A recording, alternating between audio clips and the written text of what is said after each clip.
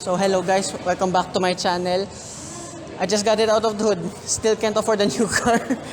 Probably one of the most requested Ford Ranger variants on my channel, since I already did the XL 4x4 manual and the Wild Track 4x4. So link of those will be in the description down below. So being this the 2023 Ford Ranger XLT 4x2 automatic, there are only two variants here. This automatic, which retails at 1,374,000 pesos, and you can get the manual version at 84,000 pesos cheaper. So this is probably the sweet spot of the range. That's why I had also a lot of inquiries on my channel as well about this thing. So I would like to thank Ford Auto Hub, Ford Philippines, Miss Lai, Sir Inigo, and to Miss Nikki. Kudos to Miss Nikki. Today's a Sunday. There are only two SCs here, and there were a lot of people inquiring about all the Rangers. So shout out to you as well. So this sits in between the Ranger Sport and the Ranger XLS, and sits way above the Ranger XL variant. So being the middle variant, you still have the signature look of the Ranger slash F-150. It does look like an F-150.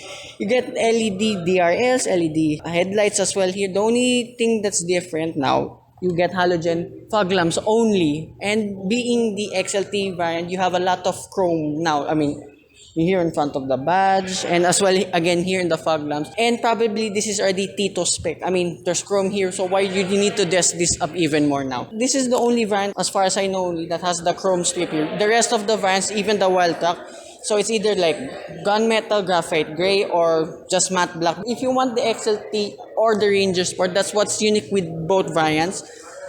You can get this blue lightning. You cannot get them in any other variant. And few more things I noticed now, since I did the XL 4x4 and the Wild Track 4x4. I noticed the Wild Track's piece here is gunmetal gray. So the rest of the variants are body colored. And being the middle variant, you still have a lot of ties here on the side profile. It's like your usual Ranger, but still being the XLT, just above the XLS, you still have a side step over here and power folding side mirrors. The only way you can tell this is an XLT variant is this.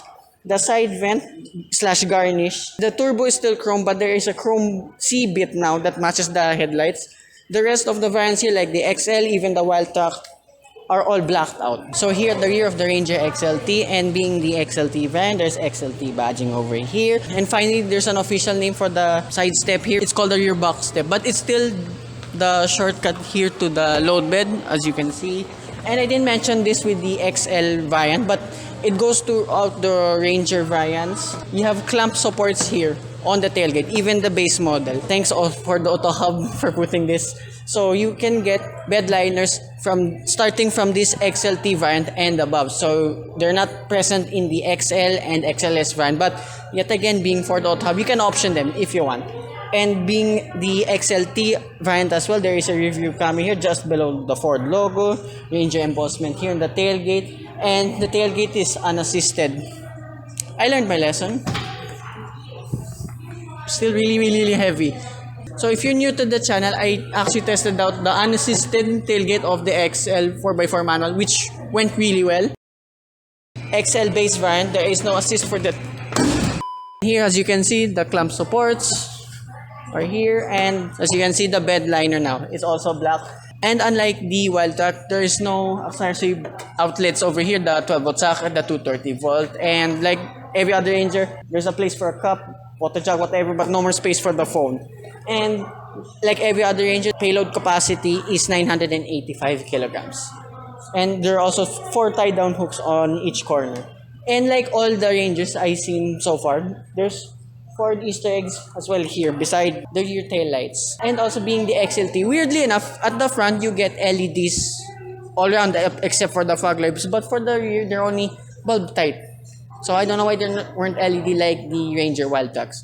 Anyway, this is a small nitpick. So with that with the exterior and the load bed of the Ranger XLT, I'll show you the interior.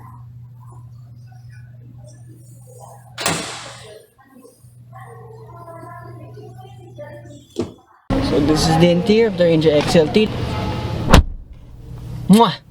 So what's to talk about here in this interior? I mean, it's basically an upscale of the XL, and I just seen the XLS just a bit above the XLS as well. I mean, it's so good that the XL, the absolute base spec Rangers still have the 10-inch portrait screen and then 8-inch digital cluster. Same with this XLT. A bit of a mistake, by the way, if you're here from my XL and Wild Track review. I did notice when I was driving the Everest/Wild Track at the Ford Island Conquest event yesterday, I noticed it was bigger. So, apologies. So, the Wild Track variants have a 12-inch portrait screen. It is way longer. So, the XLT is the same with the XL and XLS. 8-inch digital instrument cluster and the 10-inch portrait infotainment screen. Almost same bits here on the door card. There's gunmetal here. I love the door handles to this day. You have two bottle holders, one small one big one, and cubby spaces on each side of the door. And my new water jug fits. This is a thin 600 ml. Thank you to Ford BGC Auto Hub Group for giving me this freebie. I was there actually in content creator event last Friday. It was an honor to meet all of the content creators. And shout out to Boss Carl TV. Hopefully to collab soon, but I'm not gonna track my car. Speaking of this, there are two more cup holders here in the center console. They fit them perfectly. There's a lot of space now. Yeah, same layout here in the interior. So I know what this storage space is now because that's the Wild Track's cup holders. So XLT, XL, and XS don't have cup holders in either side in the dashboard, but you still have that weird storage spaces, small storage spaces. Dashboard pretty much the same with the XL. It's all plastic here, there. You have a cubby space here, and then glove box, pretty big as well. And the steering wheel's leather wrap now, but still as hard as the XL and the XLS. I gotta say, the Wild Track is just a little bit softer. That's the best steering wheel of all the Ranger lineup, in my opinion only. And yeah, same usual controls here. Cruise control functions on the left side, infotainment and digital cluster buttons here on the right side. And then same layout with your light switches. They're just below the storage spaces here on the left side, and then below the infotainment screen you still have your climate control. You have one USB-C port, one USB port, and a wireless charging pad. Fits my phone perfectly. And since this is the first 4x2 Ranger on my channel, there is no swivel wheel here. That's why their cup holders are here instead. The rest of the buttons are here in front, just behind the wireless charging pad for your electronic stability control. And I have no idea what that button is. Maybe for your those are your drive modes. So it's just a button instead of a swivel wheel. And there's a weird space here, I assume for putting your coins. Gear lever, pretty good as well. And being the automatic variant, for changing gears, it's here on the side. And you have manual handbrake here as well, beside the two cup holder. Center console box, pretty big. There's also 12-volt socket inside. And like all Rangers, no vanity mirror, only for the passenger side. This has a ticket clip holder. Nope. Extend. I found the difference between the XL 4x4 and the XLS.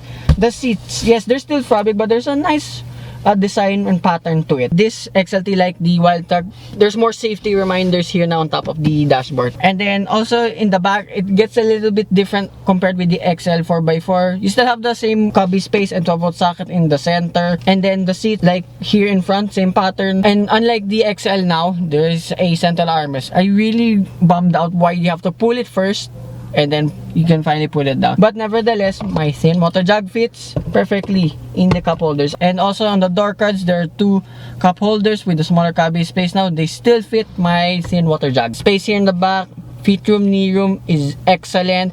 Yeah, the transmission tunnel still wide. And you still have the storage pockets there in the middle of the seats. So with that I'll show you the engine.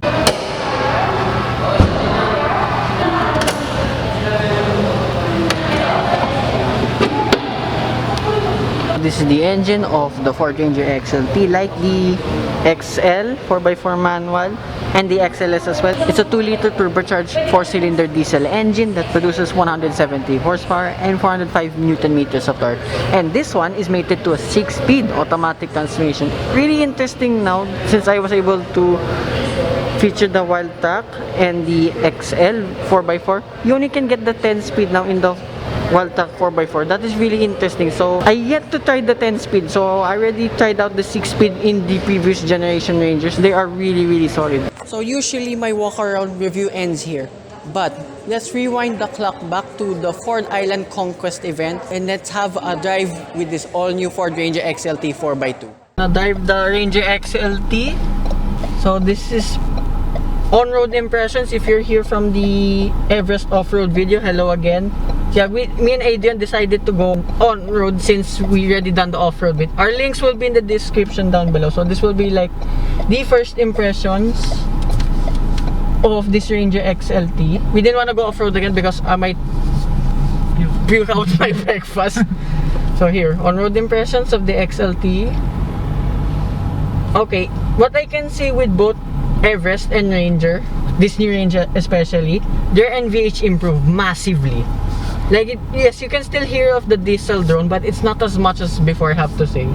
And what we're fascinated, me and Adrian, the steering wheel is really light. It's like, for the Everest, it's like more of driving a crossover now. I mean, same with this. This is pretty light to use. I mean, there's still good feedback. I gotta say, just a little bit better than the previous generation. I never drove the 2-liter models. I only been driving the 2.2 ones. So, we're here, manual mode.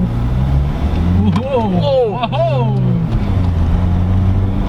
This is why I love diesel. Right. Finally, I got to mash this down. Manual mode's good. I gotta say, manual mode is really good. So let's try auto. Turn left here. Yes, there's body lean, but it's a pickup truck. But it's not as much as you expect. So this is what I like with these Rangers, even the previous gen. They drive more like sedan. So let's try auto mode. Okay, just a little bit of a delay, but you put in manual mode, you're all goods. And then here, driving. Wow, this is great. I'm in love. So, like the Ranger FX4, my old review, link of that will be in the description down below as well. Their steerings are really good. There's good. No wonder there's good feel. The 4x4, like the Everest titanium we drove, this thing is still light despite being a 4x4, but you still get good feedback. That's what we like about the Fords now. Oh yeah, I love this.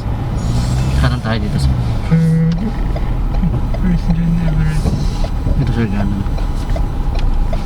And then going over bumps, easy. Wow. Flirt.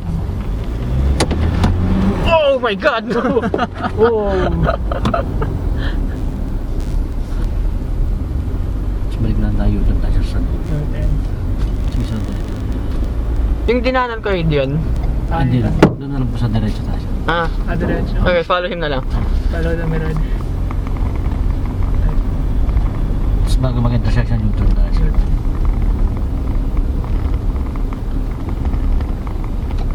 Ito isang U-turn tayo dito sa pabalik na.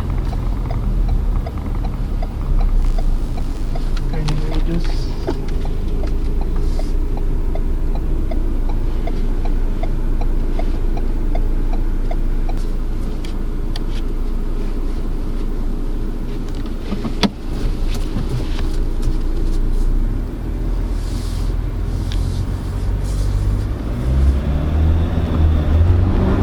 Oh my God, that's so good.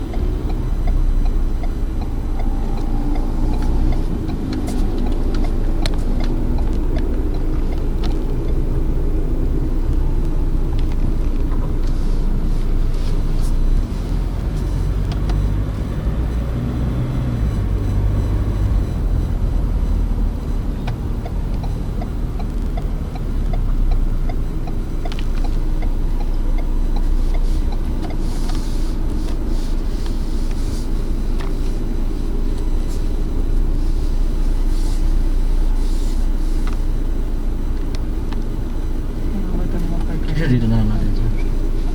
So yeah, that's concludes the quick drive of this Ranger XLT. I would like to thank Sir Carlos, Ford PH, and Sir JR for assisting us here in this test drive. So, link of Adrian's POV will be in the description down below as well. So, bye-bye.